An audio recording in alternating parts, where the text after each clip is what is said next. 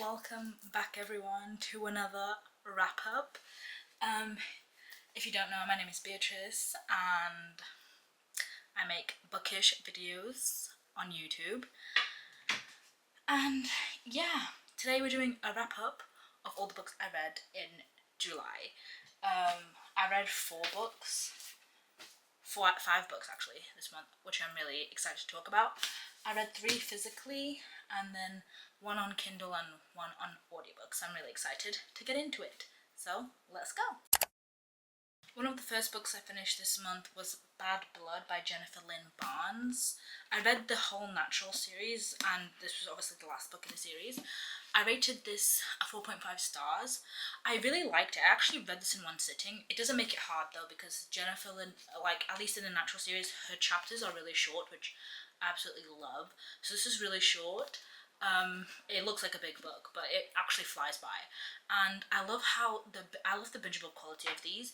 I just didn't like the ending because I don't want to spoil it, but there's at the start of this book. There's an overarching plot that goes through all the books, and basically in the last book, the overarching plot basically picks up a bit more, and it involves one specific character. But the way this ended, I felt like it was a bit pointless because the whole overarching plot was about this one character, and then something happened to this character in the end. I'm just like, what was the point of this whole book then, if that was just gonna happen? But I really do like it. I feel like after the first book, it got a bit repetitive for me because it was basically just the same thing, but with different serial killers with different motives. It was basically the same thing, so it got a bit. I wouldn't binge these books because it can get a bit repetitive. I'd definitely read the first one, and then after a couple of months then read the second one when I'm in the mood for another thriller. You know what I mean? But overall, it was a good series. I'm just glad I'm finished with it because I was in the middle of the series for so long, and it took me so long to pick up the last book because I was just in a rut after reading the first 3 books all in one go. The next one I finished is actually Firefly Lane by Christina Hanna. I loved this book. I actually sobbed at the end. Well, I didn't sob, but a tear or 2 might have cropped up because the ending, it was amazing. Well, obviously not what happened at the end, but how it ended was amazing, and it hit very close to home. But I absolutely loved this book. It's basically essentially about a friendship, but through the decades. You follow Tully and Katie, and these 2 girls, they basically meet, and you follow them through the years and how their friendship grows. This wouldn't be a book that's really I tend to read because I'm not really into fiction, and I'm not really well, it's not that the friendship is I feel like I cater more to romantasy or romance books, not really friendship type of books or fiction books with the plot is a friendship. This is actually one of the first books that I've actually read where it's a fiction book and the plot it's not centered around romance, it's centered around a friendship. And honestly, I really liked it. I put down in my journal that I was going to rate this a 4 stars. I rated this a 4.75 stars. This was almost a 5 stars. It just didn't give me that 5-star feeling, so I didn't end up giving it. But I really liked this book, and the friendship felt so real at times, and that's why it felt so realistic. And I really did like it because it just felt like a realistic friendship. And at the end, you see that it's not a perfect friendship. They obviously go through arguments and highs and lows and everything, and I feel like that just made it realistic. And I absolutely love this. And I know there's a second book in this that follows the same characters in this book, but after the end of this book, you basically go right into the second book, and it follows straight on, I think, with different characters.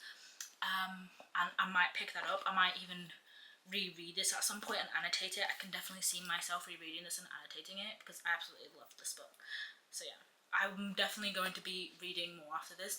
You know a book is good when after I read this one, I literally went on Amazon and favorited all of her books in her and put it on my book list on Amazon.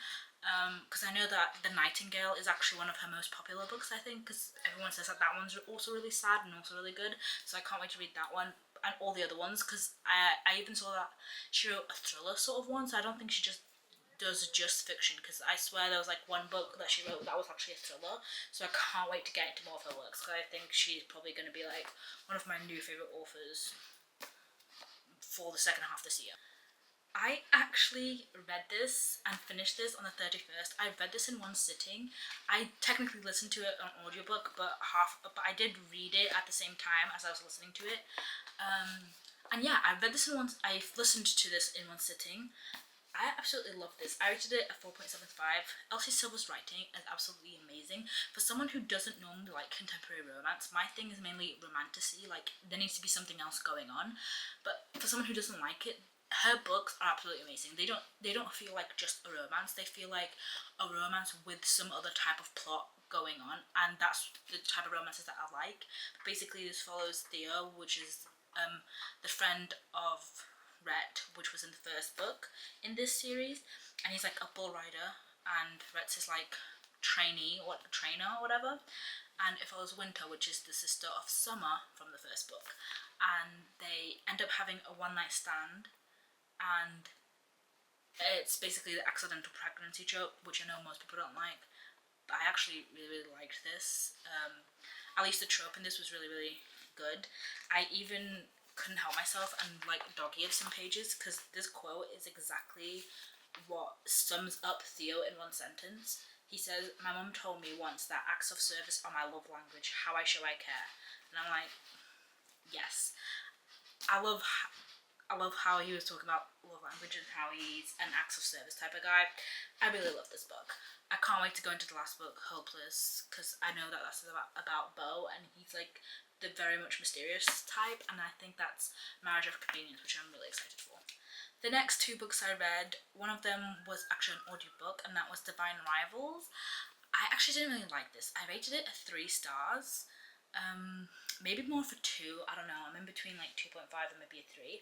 I just didn't feel like the romance made any sense because I was going into this thinking it was like a workplace rivals, enemies to lovers type of thing, and I didn't feel like that at all. It felt like a very soft launch, enemies to lovers, because they were enemies for about 5 seconds, and then they were like, oh, and then like she was like, oh, do you want to go to have a sandwich with me? I'll pay for this. I was like, if you're like workplace rivals, enemies to lovers, then, and then next second she's like, oh, do you want me to buy your coffee? I'm like, I'm so confused. I'm like, what? And then, yeah, the romance just wasn't hitting it, because I was very confused. I was expecting enemies to lovers, and I did not get that, and that's one of my favorite tropes. I've read many enemies to lovers, and it was not giving that.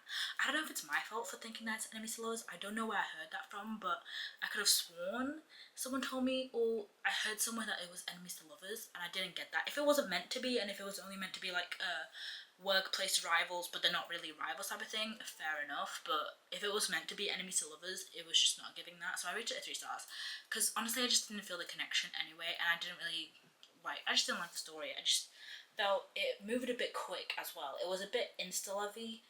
The romance moved quick, like throughout half of the book she was like, oh, he hates me, and then in like the last second she's like, we're in love, and I'm very confused. But yeah, so I'm pretty sure everybody knows what that book is about. It's basically, I don't even remember the characters' names actually, but these two characters, basically they both have magical typewriters and they don't know it, and they're actually, the woman thinks she's sending letters to her brother, but it's actually not. It's somebody else who's getting them, and the person that's getting them is this guy from her work that she's competing with to get a job that they both want, but there's only one position for. And she doesn't know that he's getting them, and he is, and he's replying, so they're basically talking to each other through these letters, and then they go to work the next day and interact with each other, and then go back home and talk, basically. Yeah, you get it. But yeah, I rated it 3 stars, didn't really like it. And the next book, which I also rated at 4.75 stars, which honestly this month has been really good. I haven't read that many books, but 3 of them are 4.75 stars, and this one I read on the Kindle. It's Wild Love by also Elsie Silver, as you guessed it. I really love this one. This one follows Willa's brother, and it's basically, I think all of the books in the series are going to be like single dad trope, but the way she did it is completely different, which I really love. she basically did single dad trope, but the kid, who's a 12-year-old girl, shows up at his door saying basically, yeah, you're my dad, and I need to live with you for a while. And he basically ends up having to take care of this 12-year-old girl that he didn't even know he had. And I think that's a really good twist on single dad trope, because we always see the single dad trope sort of in the same way of it's just a girl that meets a guy who's got a kid and he's a single dad, and him and his ex, they broke up because of something. But this is like different. This is like the kid just shows up and he has to suddenly take care of it, and I really loved it. For mainly the relationship between the dad and the kid, I really liked that. That was really well done. I did feel like the kid didn't feel like a 12-year-old. I feel like they could have aged her up if they wanted her to talk like that, because she was giving like life advice and talking about deep stuff as a 12-year-old, and I'm like, what 12-year-old talks like that? Like, if they wanted her to talk like that, they could have aged her up to like 14, 15, and they might have been a bit more believable. But yeah, I really liked it, and I also really liked the relationship. It was amazing. I'm definitely going to be getting Wild Ice as well when that comes out. But yeah, I really like that book. But yeah, guys, that's all the books I read in July. Why did I forget what month it is? Those are all the books I read in July. I really hope you enjoyed this video. Not much to talk about, but they were all, well, most of them were like nearly 5 stars, which hopefully in August I actually get a 5-star read, because I haven't gotten a 5-star read in a while, so yeah. But hopefully in August I'll get one. And my social media is linked down below. You can go to my TikTok where I do reviews of the books I've read, short reviews if you don't or can't for whatever reason stick out for long wrap-ups, and my Instagram is also linked down below where I'll be doing written reviews on my Instagram of all the books I read, going a bit more in depth than I do in the wrap-ups or in the TikToks, where I just give more of an in-depth thought. If you'd like to check those out, those are in the description there below. But yeah, see you next time.